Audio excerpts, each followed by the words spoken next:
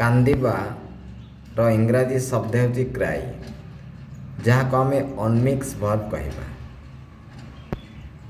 ଏହି କାନ୍ଦିବା କ୍ରିୟାପଦକୁ ନେଇ ଆଜିର ଏହି ଭୋକାବୁଲାରୀ ଡେଭଲପମେଣ୍ଟ ସହିତ ଆମେ ଆପଣମାନଙ୍କ ସହିତ ଦେଖନ୍ତୁ, ଆମେ କିଛି ୱାର୍ଡ଼ ଆପଣଙ୍କୁ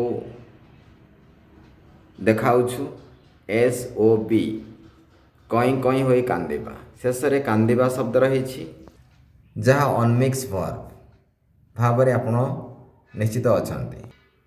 ୱିପ୍ ମାନେ ଲୁହ ଝରାଇ କାନ୍ଦିବା, ହିମ୍ପର ମାନେ କ୍ଷୀଣ ଏବଂ କରୁଣ ସ୍ୱରରେ କାନ୍ଦିବା, BAWL ମିନ୍ସ ବଡ଼ ପାଟିରେ ବା ବଡ଼ ପାଟି ସହ କାନ୍ଦିବା, SNIFFL ସକ ସକ ହୋଇ କାନ୍ଦିବା, WAIL ବିଳାପ ବା ରାହା ଧରି କାନ୍ଦିବା। ଆପଣ ଦେଖୁଛନ୍ତି ଆମେ କିଛି ଶବ୍ଦରେ ଗୋଲାଇ କରିଛୁ ଆଉ କିଛି ଅଣ୍ଡରଲାଇନ୍ କରିଛୁ। କାନ୍ଦିବା ଶବ୍ଦ ଯାହାକୁ ଆମେ କ୍ରାଇ କମନ୍ ୱାର୍ଡ଼ ୟୁଜ୍ କରିଥାଉ, କିନ୍ତୁ ଗୁରୁତ୍ୱପୂର୍ଣ୍ଣ ବିଷୟ ହେଉଛି କଇଁ କଇଁ ହୋଇ କାନ୍ଦିବା। କଇଁ ଗୋଟିଏ ଶବ୍ଦ, ଆଉ ଗୋଟେ କଇଁ ଗୋଟେ ଶବ୍ଦ, ହୋଇ ହେଉଛି ଶବ୍ଦ। କାନ୍ଦିବା ଗୋଟେ ଚାରୋଟି ଶବ୍ଦରେ ଏହି ଗୋଟିଏ ଇଂରାଜୀ ଶବ୍ଦ। ତେଣୁ ଶବ୍ଦ ଭଣ୍ଡାର ବିଷୟରେ ଜାଣିବା ପୂର୍ବରୁ ତାହାର ଗଠନ ଏବଂ ପ୍ରକ୍ରିୟା, କ୍ୱାଲିଟି ଏବଂ କ୍ୱାଣ୍ଟିଟି ବିଷୟରେ ଆମେ ଜାଣିବାକୁ ପଡ଼ିବ। Vocab educate by SK education track. ଏବେ ଆମେ ଯିବା ଏକ୍ଜାମ୍ପଲକୁ। ହି ସଫ୍ଟ, ସେ କଇଁ କଇଁ ହୋଇ କାନ୍ଦିଲେ। ଏଥିରେ ବର୍ତ୍ତମାନ SOB ହେଉଛି ରୁଟ୍ ଭର୍ବ, ତା ସହିତ BED ଅର୍ଥାତ୍ ଏହାକୁ ଆମେ ସଫିକ୍ସ କହିପାରିବା, ଯାହା ଭର୍ବ ଏକ ମିକ୍ସ ଭର୍ବ। ମିକ୍ସ ଭର୍ବ ଆମେ କାହିଁ କହିବା? କାରଣ କଇଁ ଗୋଟିଏ ଶବ୍ଦ, କଇଁ ଗୋଟିଏ ଶବ୍ଦ, ହୋଇ ଗୋଟିଏ ଶବ୍ଦ, କାନ୍ଦିବା ଗୋଟିଏ ଶବ୍ଦ, ଏପରି ଚାରୋଟି ଶବ୍ଦ ସହିତ ସବ୍ ଏକ ଇଂରାଜୀ ଶବ୍ଦ ତିଆରି ହୋଇଛି। ତେଣୁ ଶବ୍ଦ ଗଠନ ବିଷୟରେ ଆମେ ଅତି ସୁନ୍ଦର ଭାବରେ ଜାଣିବାର ଆବଶ୍ୟକତା ରହିଛି। SK ଏଜୁକେସନ୍ ଟ୍ରାକ୍ ତରଫରୁ ସ୍ପେଶାଲ ଇଂଲିଶ ଇମ୍ପ୍ରୁଭମେଣ୍ଟ କୋର୍ସ ଯାହା ଲେଖା ହେଇଛି ଆପଣ ପଢ଼ିପାରୁଛନ୍ତି। ବର୍ତ୍ତମାନ ଦେଖନ୍ତୁ, କଇଁ କଇଁ ହୋଇ ତିନୋଟି ୱାର୍ଡ଼ ସହ କ୍ରାଇ କାନ୍ଦିବା ରହିଛି।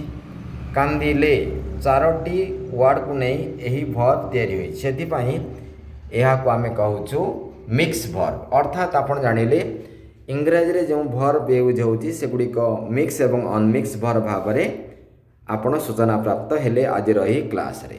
ତ SK ଏଜୁକେସନ୍ ଟ୍ରାକ୍ ତରଫରୁ ଇଂଲିଶ ଲାଙ୍ଗୁଏଜକୁ ସର୍ଚ୍ଚ କରିବା ପାଇଁ ଅନେକ ସୁନ୍ଦର କ୍ଲାସ୍ ଦିଆଯାଉଛି, ଯାହା ଆପଣମାନେ ଦେଖୁଛନ୍ତି। ଆଜି ଆମେ ଆପଣଙ୍କୁ କାନ୍ଦିବାର ଯେଉଁ ରହିଛି ବିଭିନ୍ନ ମୌସମ ରହିଛି, ଜୀବନ ଯେଉଁ ପ୍ରମୋସନ୍ ରହିଛି, ବିଭିନ୍ନ ଯେଉଁ ଡିମୋସନ୍ ରହିଛି, ତାକୁ ନେଇ ଆମେ ଆପଣଙ୍କୁ ଆଜିର ଏହି presentation କରାଉଛୁ।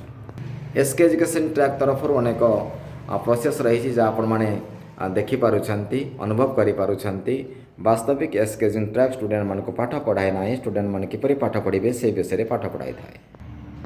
How to teach our students, ଏହି ପ୍ରଶ୍ନ ଆମେ ଏଥିପାଇଁ ପଚାରୁଛୁ, ବାସ୍ତବିକ ଷ୍ଟୁଡେଣ୍ଟମାନେ କେଉଁ ପ୍ରକାର ଗ୍ରହଣକୁ ଗ୍ରହଣୀୟତା ଭାବରେ ଗ୍ରହଣ କରିବେ ତାହା ଗୁରୁତ୍ୱପୂର୍ଣ୍ଣ ବିଷୟ। ଶୈକ୍ଷିକ ପାଇଁ ଅନେକ ସୁବିଧା ରହିଛି, ସୁବିଧାକୁ ସାକାର କରିବା ପାଇଁ ଅନେକ ସୁଯୋଗ ବି ରହିଛି। ଭୋକାବୁଲାରୀ ଇମ୍ପ୍ରୁଭମେଣ୍ଟ ପାଇଁ ଏହା ଥିଲା ଆମର ଆଇ ପ୍ରେଜେଣ୍ଟେସନ୍ ଆପଣମାନଙ୍କ ପାଇଁ। ତେଣୁ ଆପଣ କନଫର୍ମ ହେଲେ sob, weep, impair, boil, shuffle and well ଏସବୁ ହେଉଛି କ୍ରିୟାପଦ। ତେଣୁ କ୍ରିୟାପଦ ବିଷୟରେ ଜାଣିଲେ English improvement, English smartness, English proficiency ଆପଣ ନିଶ୍ଚିତ ଭାବରେ ବୃଦ୍ଧି ପାଇବ। ଏପରି ଅନେକ ନୂଆ ନୂଆ ଅଡ଼ିଓ କ୍ଲାସ୍ ଦେଖିବା ପାଇଁ ଆଜି ଆମ ଚ୍ୟାନେଲ୍ ସବସ୍କ୍ରାଇବ୍ କରନ୍ତୁ। Thanks for watching programme by SK education track.